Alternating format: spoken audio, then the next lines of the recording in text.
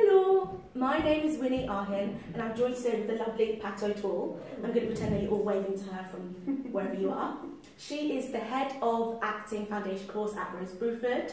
She's been teaching at Rose Bruford since 1999. She has taught actors, actor musos. Interesting facts about her, she likes ginger beer, and also she studied psychology at uni and also studied at Arts Ed.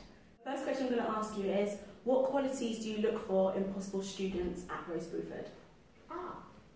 Well, I can only speak for myself, not my colleagues, because I think probably we're all different and individual and we all look for different things. Me personally, particularly for the courses that I look after, I look for openness, I look for playfulness, I look for kind of courage, I look for imagination, I look for the ability to work with other people, you know, to sort of reciprocal ensemble playing.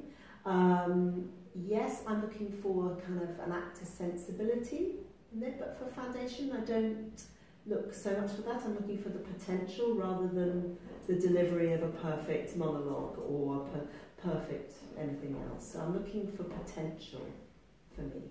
What are your pet hates in auditions? Clothing. There's certain types of clothing. I'm not a fan of the crop top. Yeah, I've got a yeah. I'm not a fan of the crop top, only because I spend a lot of time in auditions kind of looking at, sort of thinking, oh.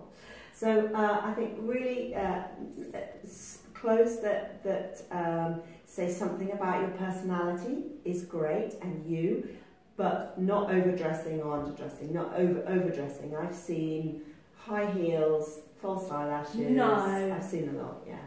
Yeah, so I would say probably not that. So, okay, so clothing, anything that's false, so eyelashes, anything like that, not so good. What else? I have certain songs that are not my favourite. I think I know one of them. Yeah. It's not that they're not nice songs, and I think the musicals are brilliant. Me personally, I'm not a fan of certain songs. Okay. What else? Pet hates. I don't have massive pet hates, but the obvious ones are coming to an audition and not being prepared. So if you're asked to bring 2 monologues, it's a really good idea to bring 2 monologues. And just read the brief on the website, because some people bring stuff some people bring inappropriate stuff and they don't necessarily learn it, they haven't really thought about it. So I just think, gosh, that's because it's expensive auditioning, isn't it? You know, anything from 45 quid up to 100 rather?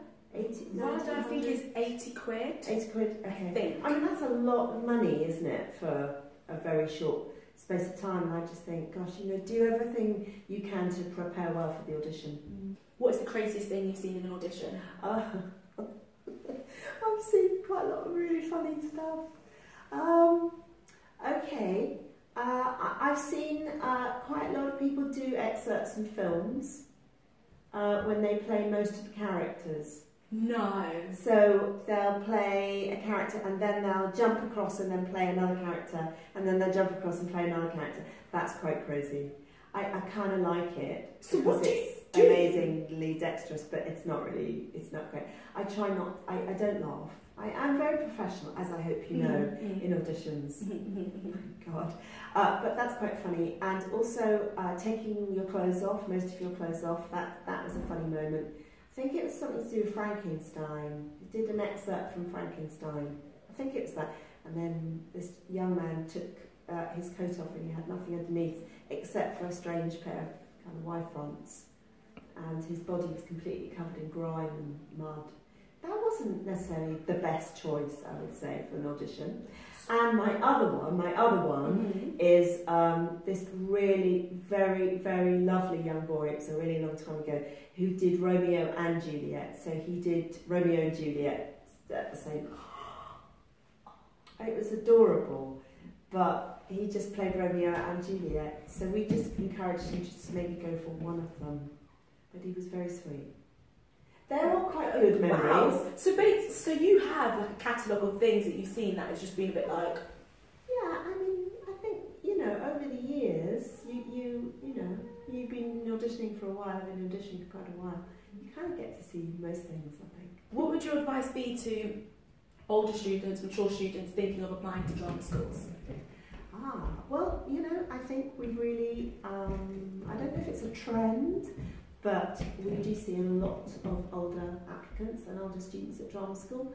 I think there's something very attractive about people who are more connected with who they are. They've lived, they've experienced things, they're less fearful of being uncomfortable and exploring new things and using themselves in the work. They're a little bit more mature and comfortable.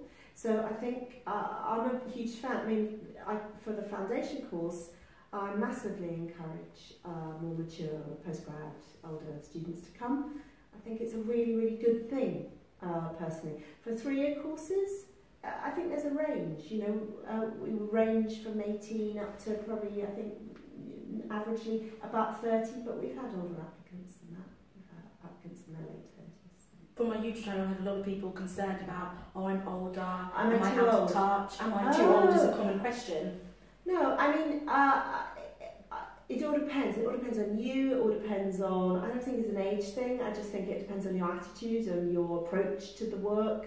What do you want to get out of it? I certainly have no fear in anyone. I mean, it all depends what you're talking about. You're talking about 20, 25, 30, 35, 40, 45. After a certain point, I think it's hard to undo habits that you've grown for a long time. Does that make sense? Yes. So if you're mature, and I have auditioned people in their 40s and 50s, it's not to say that they wouldn't. I think they would benefit from maybe a shorter course, or summer courses, or short acting courses, part-time courses, but a 3-year undergraduate degree, not so much. Do you know what I mean? Because it's very different culture. It's not just an age thing, it's just about, I find that people find it really hard to let go of things that they hung on to for a long time. What is your opinion, talking about older applicants, young applicants? Because on my YouTube channel I get another question, another question that gets asked a lot is, am I too young? Will people consider me too immature? I'm just fresh out of school or college, whatever it is. What do you think? Yeah, again, I've kind of got two hats on, because there's the 3-year undergraduate programmes, And the foundation. there's the foundation, and I look after foundation. And obviously, foundation is about that step between school and the next thing. So actually, we see a lot of 18-year-olds, 19-year-olds wanting to come in, because that's a really good step for them.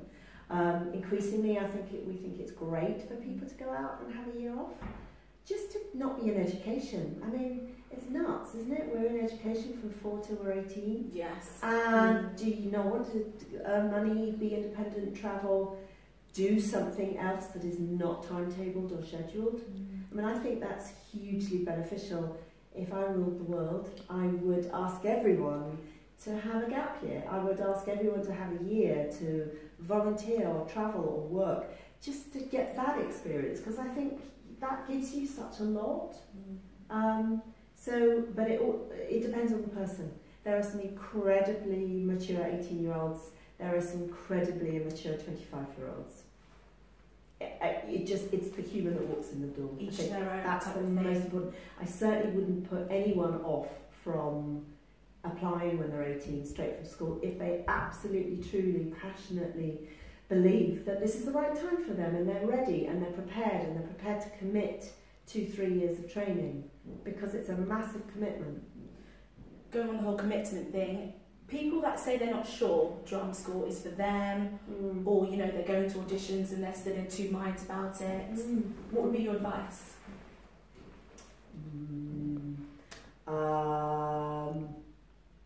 Well, if I think about some of the people, I know quite a lot of people, and it's taken 3 or 4 years to get into drama school. But they kept at it because they felt it was important and they felt it was the right thing, and they just weren't ready to go in year 1, year 2, year 3, but they were ready to go in year 4. So I think if you really believe it's for you, if you think this is your purpose in life, then keep going, I would. But there are other ways of getting to a destination. And I think some people get really fixed on 3 years of training at a drama school is the only way to progress and have a career, or create art, or work in film, or create theatre, or devise pieces, or write, or produce, or direct. I think I would encourage people to do those things anyway. If they don't get into drama school first year, then carry on working, carry on volunteering, offer themselves to schools, offer themselves to film schools, do play readings, join groups, produce work, write their own stuff, take it to Camden Fringe. I mean, just do stuff. And don't fixate on, if I'm not doing 3 years of training, I'm never going to get there. Because I don't see that. I don't see that. I see lots of people who don't go to drama school. And I'm not advocating loads of people who have not trained going into the industry. I don't mean that. I think people need skills and they need training, but it's not always a 3-year acting degree. Not everybody has to do exactly the same pathway. Lots and lots of different ways. And, you know, at Rose Bruford, we don't just have acting musician courses. We have European Theatre Arts, American Theatre Arts. We have a range, part-time. We have a range of courses that help develop an actor, an artist, a theatre maker, which is not the 3-year model. And I think maybe I would love younger people to be able to really take use of the open days and really research and know that there is a lot of stuff out there that they can tap into. It doesn't always have to be the 3-year acting model. I think she definitely answered that question. Did I? Yes, you did. And any advice on speeches? The best way to choose a speech, find a speech? I was asked by somebody, you know, I live in quite a residential area, quite far out from a lot of things. What would be the best way to find a speech? Well, if you don't have access to theatre, you don't have access to bookshops, you don't have access, and loads of people don't, let's face it, then get to a library and get online. You don't even have to have your own computer. Get online and look on online resources, because we have tons of online monologues, clips of plays. You can watch whole plays and get online and watch stuff. There's some great monologue pieces online. There's lots of other ways. You go to libraries, they will order you books. There's hundreds of really good monologue books, and I do think monologue books are a good place to start, because if you don't have a lot of experience understanding writers and plays and playwrights, and that's frankly who does, really, then read some of these monologues and go, oh, I like that bit of writing, that kind of speaks to me, that's cool. Look the writer up, go online, see what else they've done, see if there's any clips, YouTube, downloadable monologues, get all that done. And if you really love it, then you go and buy it secondhand from Amazon for $2.99. I mean, I think it's doable. I do think it's doable. I think there's always ways. And internet's brilliant for this stuff. There's so much resource online if you can't actually physically go to the theatre and buy the books. How important is singing abilities when auditioning for the foundation acting course? Or okay. Foundation, not at all. We go from that. We do acting through song and singing and group singing on the foundation course, but you don't have to sing to get in. We believe everyone can sing.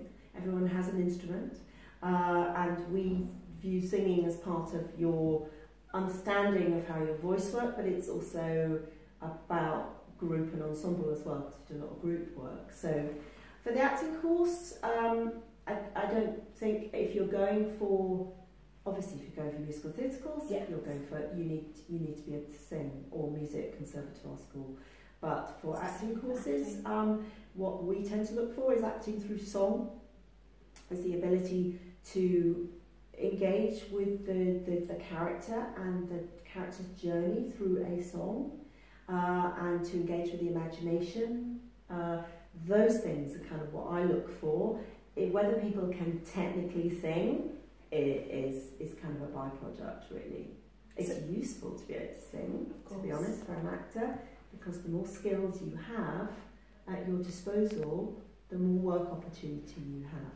So it's really useful to be able to sing, but it's certainly, I would never not take somebody because they weren't a great singer. So basically, the whole Adele, Mariah Carey type of voice is not something that you like about. No, I mean, I love a song, you know, but no, not at all. No, but for the actor musicians, it's useful because they need to, but not for the actors, and certainly not for foundation. Hey everyone! Thank you very much for watching the first part of my interview with Pat O'Toole. Next week I will be releasing the second part, so please keep an eye out. Keep liking, subscribing, sharing and all of that business. Hope you all have a lovely day, and once again thank you so much for watching. Bye!